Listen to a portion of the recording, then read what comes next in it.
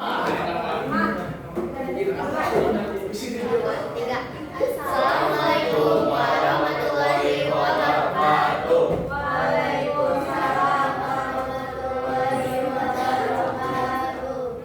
Selamat pagi menjelang siang. Bertemu kembali dengan saya Citi Agustina dan juga rekan-rekan saya dari kelompok 2 yaitu Saya Fatimah Bedasari.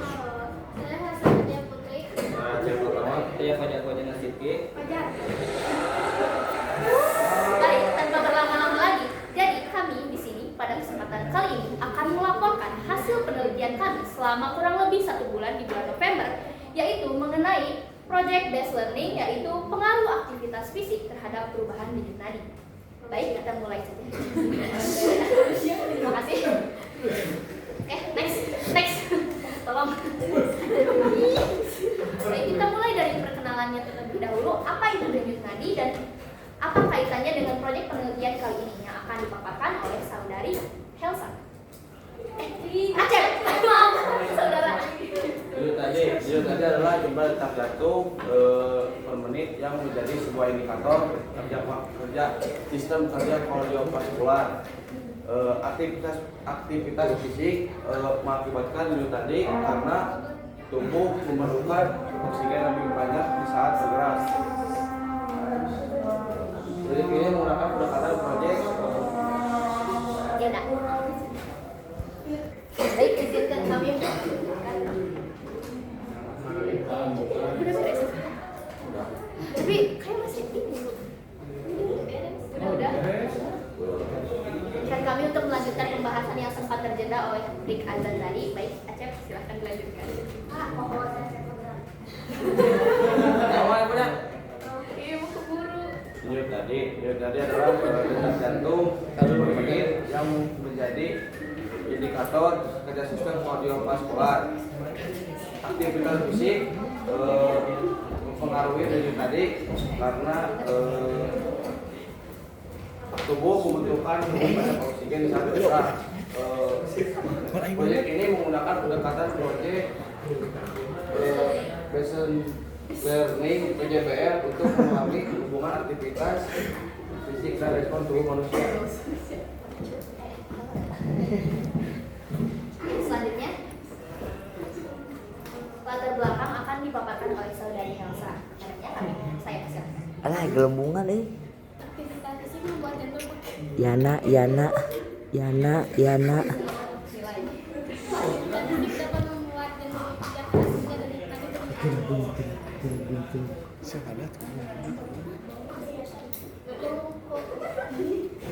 Ibu maaf ya, diulang lagi. Di sini saya akan menjelaskan latar belakang. Aktivitas fisik membuat jantung bekerja keras sehingga denyut nadi meningkat.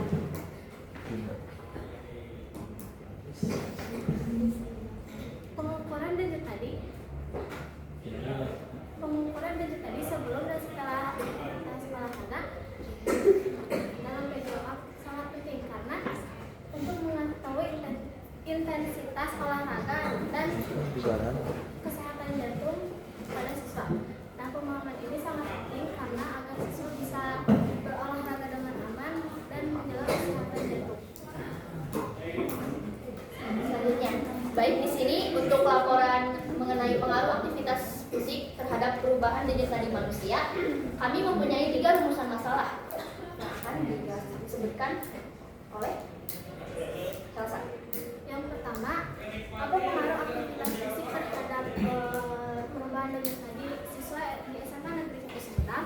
Yang kedua, bagaimana perubahan denyut nadi sebelum dan setelah melakukan aktivitas? Yang ketiga, seberapa besar perubahan denyut nadi Yana. aktivitas fisik ringan dan sedang?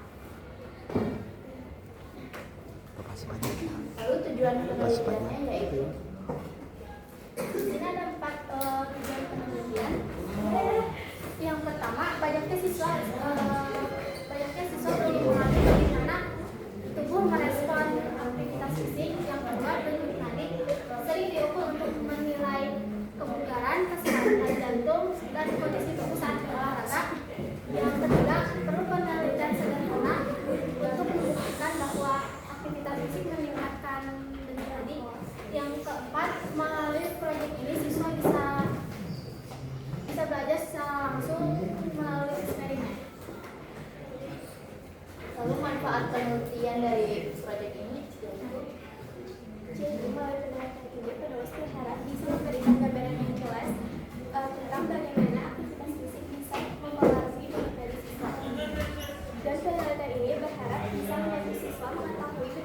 dan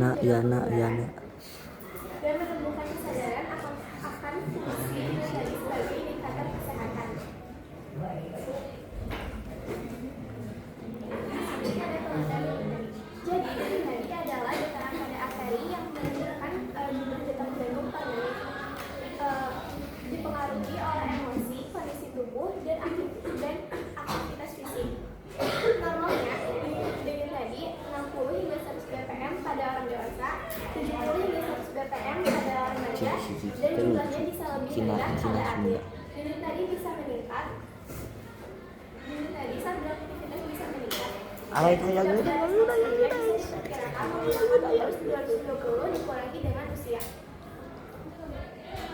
Di sini, kami menggunakan sampel apel laki-laki 16 tahun, CA perempuan 17 tahun, SFA laki-laki 17 tahun, FG perempuan 19 tahun, dan HNP perempuan 16 tahun. Di sini ada prosedur kerja. Yang pertama, menyiapkan alat dasar. Alatnya berupa stopwatch digital dan subjeknya yaitu siswa yang akan diamati. Yang kedua, menghitung denyut nadi sebelum beraktivitas. Menghitung denyut nadi bisa menggunakan bagian tubuh di pergelangan tangan atau di bawah dagu di leher menggunakan 2 jari dan dihitung menggunakan stopwatch selama 1 menit. Yang ketiga, melakukan aktivitas fisik. Subjek bisa menentukan aktivitas fisik yang akan dilakukan. Bisa aktivitas fisik ringan, sedang, atau berat. Dan waktunya bisa disesuaikan dengan instruksi. Biasanya 5 menit sampai 15 menit. Lalu yang keempat, mengukur denyut nadi setelah beraktivitas. Yang keempat ini sama dengan mengukur denyut nadi sebelum beraktivitas, bisa di bagian tubuh pergelangan tangan atau di bagian leher, dan diukur menggunakan stopwatch selama 1 menit. Dan yang terakhir, mencatat hasil pengukuran denyut nadi sebelum beraktivitas dan setelah beraktivitas. Baik, saya akan memaparkan data hasil analisis kami dari sebelum aktivitas dan sesudah aktivitas. Yang pertama itu pada saat sebelum aktivitas kami mengukur denyut nadi sebelum aktivitas dengan cara mengukurnya selama 15 detik. Kenapa demikian? Karena kami merasa supaya mengefektifkan waktu juga, karena takutnya ada resiko gagal, jadi kami hanya melakukannya selama 15 detik. Lalu untuk mencapai hasil 60 detik, kami mengkalikan dari 15 kali 4, sehingga diperoleh hasil untuk subjek AP sebesar 120, subjek CA sebesar 116, subjek FG sebesar 116 juga, subjek FFA sebesar 88, dan juga subjek HNP sebesar 84. Lalu, sesudah aktivitas, denyut nadi mengalami perubahan. Hasil pengukuran kami selama 15 detik dikalikan 4, subjek AP menjadi 160, CA menjadi 144, FG menjadi 156, FFA menjadi 128, dan HNP menjadi 128. Nah, di sini saya akan menyampaikan hasil analisis kami terkait rumusan masalah yang pertama, yaitu apa pengaruh aktivitas fisik terhadap perubahan denyut nadi siswa SMA Negeri 1 Sumedang. Tentunya kita secara logika bisa memikirkan hasil kenapa bisa berpengaruh terhadap perubahan denyut nadi, karena aktivitas fisik memerlukan energi yang lebih banyak daripada saat istirahat. Karena kita sebagai manusia pada saat beraktivitas biasanya jantung memompa lebih cepat sehingga denyut nadi menjadi lebih cepat dari biasanya. Lalu besarnya peningkatan juga dipengaruhi oleh intensitas aktivitasnya berdasarkan jenis gerakan dan juga kebugaran siswa. Aktivitas berat seperti badminton, push up, jalan cepat, senam aerobik menaikkan denyut nadi lebih besar dibandingkan jalan santai. Faktor lain juga seperti usia, suhu, lingkungan, kondisi psikologis, dan kesehatan juga mempengaruhi denyut nadi. Jika dilakukan rutin, aktivitas fisik dapat menurunkan denyut nadi, istirahat, dan meningkatkan kebugaran jantung. Yang kedua, bagaimana perubahan denyut nadi sebelum dan sesudah melakukan aktivitas? Hasil yang kami temukan, denyut nadi siswa mengalami peningkatan jelas setelah melakukan aktivitas fisik. Rata-rata denyut nadi naik dari yang tadinya 104,8 kali per menit selama istirahat menjadi 143,2 kali per menit setelah aktivitas. Besarnya kenaikan pengaruhi intensitas dan jenis gerak aktivitas dan gerakannya. Seperti badminton menghasilkan peningkatan tertinggi, sedangkan senam aerobik paling rendah. Namun setelah saya cari lagi di berbagai sumber, seharusnya aktivitas yang paling berat dilakukan adalah senam aerobik. Yang pertama push up, yang kedua senam aerobik, yang ketiga badminton, yang keempat jalan cepat, dan yang kelima jalan santai. Namun sepertinya mungkin ada kesalahan pada saat penelitian kami. Kesalahan yang bisa terjadi mungkin karena yang pertama kondisi kebugaran si sampel tersebut, yang kedua gerakan yang dilakukan oleh sampel gerakan olahraga, yang ketiga hormon atau usia juga dapat berpengaruh sehingga tidak sesuai dengan hasil penelitian yang telah ada di jurnal-jurnal sebelumnya. Lalu seberapa besar perubahan denyut nadi yang terjadi setelah aktivitas fisik ringan hingga sedang? Untuk subjek AP, persentase kenaikan dari 120 dan mengalami perubahan 40, sehingga persentase kenaikannya 33,33%. Cara menghitungnya yaitu 40 dibagi 120 kali 100%. Lalu untuk subjek CA, persentase kenaikannya sebesar 24,14%, FFA 45,45%, FG 34,48%, HRP 37,38%, dan rata-rata dari seluruh sampel kelompok 2 yaitu sebesar 37,38%.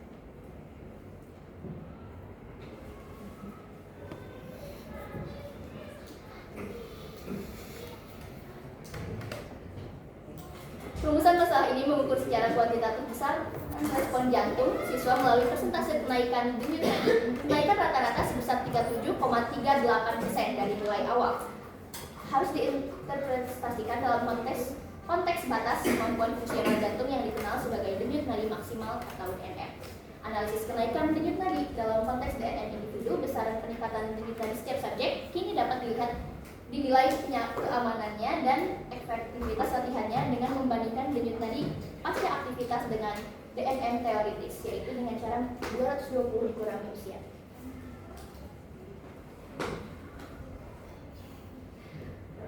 Di sini untuk subjek AP berusia 16 tahun, denyut DNM-nya sebesar 204 kali per menit. Untuk subjek CA umurnya 17, DNM-nya 203 kali per menit. FFA usia 17, DNM-nya 203 kali per menit. Subjek FG usia 16, DNM-nya 204 kali per menit. Dan persentase DNM yang tercapai sebesar untuk AP 78,43%, untuk CA sebesar 70,93%, untuk FFA sebesar 63,05%, FG sebesar 76,47%, dan HMP sebesar 62,75%.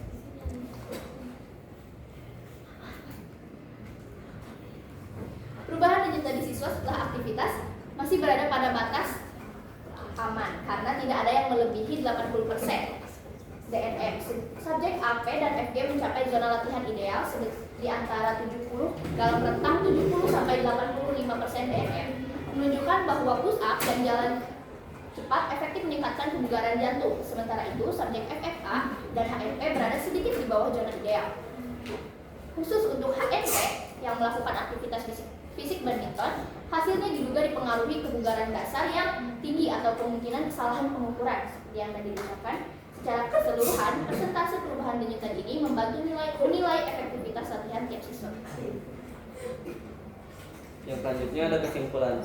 Secara umum, penelitian ini membuktikan bahwa aktivitas fisik memiliki pengaruh kausal yang signifikan terhadap perubahan denyut nadi pada siswa SMA Negeri 1 Sumedang. Peningkatan denyut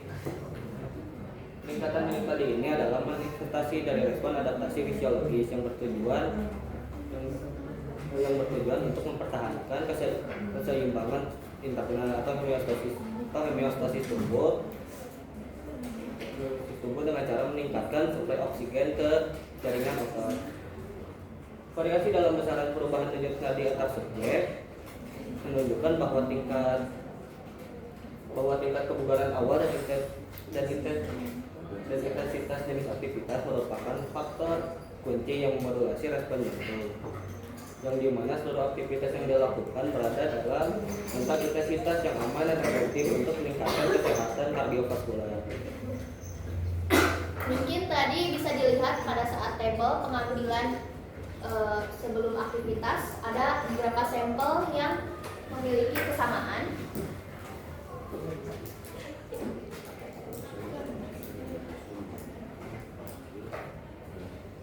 Untuk subjek CA dan FG memiliki hasil pengukuran sebelum aktivitas yang sama. Hal ini bisa disebabkan karena usianya tidak jauh berbeda, karena meskipun FG 16 tahun tetapi dalam beberapa minggu lagi FG akan berusia 17 tahun. Lalu sesudah aktivitas, subjek FMA dan HNP mendapatkan hasil pengukuran total yang sama, yaitu sebesar 128. Karena FFA dan HNP mungkin bisa disebabkan karena mereka memiliki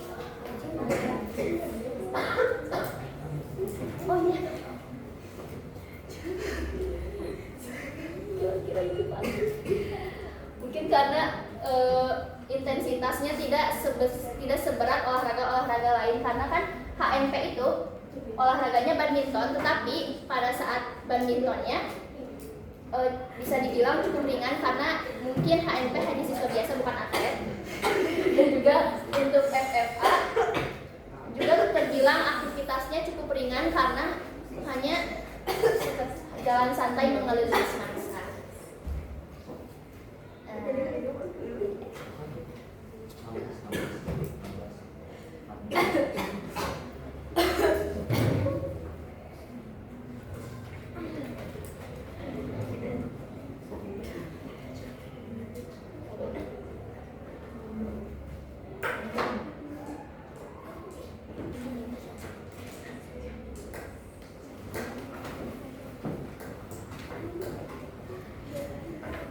Sejauh ini dari hasil penelitian kami, subjek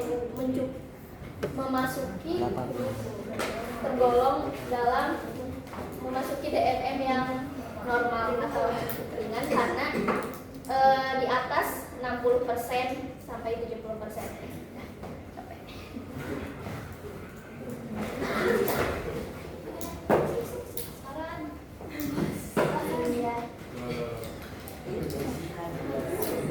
Secara siswa itu disarankan agar mahasiswa memanfaatkan hasil analisis DNM sebagai modal untuk memantau intensitas. Latihan pribadi, siswa dapat memastikan aktivitas fisik mereka efektif dengan menjaga denyut nadi berada dalam zona target latihan, idealnya itu dalam 70% sampai 80%. Dan untuk satu sekolah, hasil penelitian dapat digunakan sebagai data pendukung untuk merancang program pendidikan jasmani yang lebih profesional, dan dengan memastikan variasi intensitas aktivitas fisik dapat memicu respon denyut nadi yang optimal dan aman bagi kesehatan dan jantung seluruh siswa.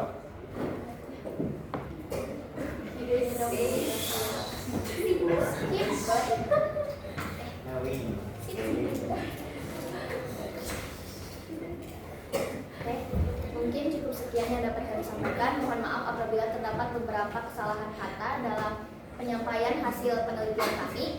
Mohon maaf juga karena mungkin kami tidak cukup mahir dalam berbahasa formal. Akhirul kalam. Assalamualaikum warahmatullahi wabarakatuh.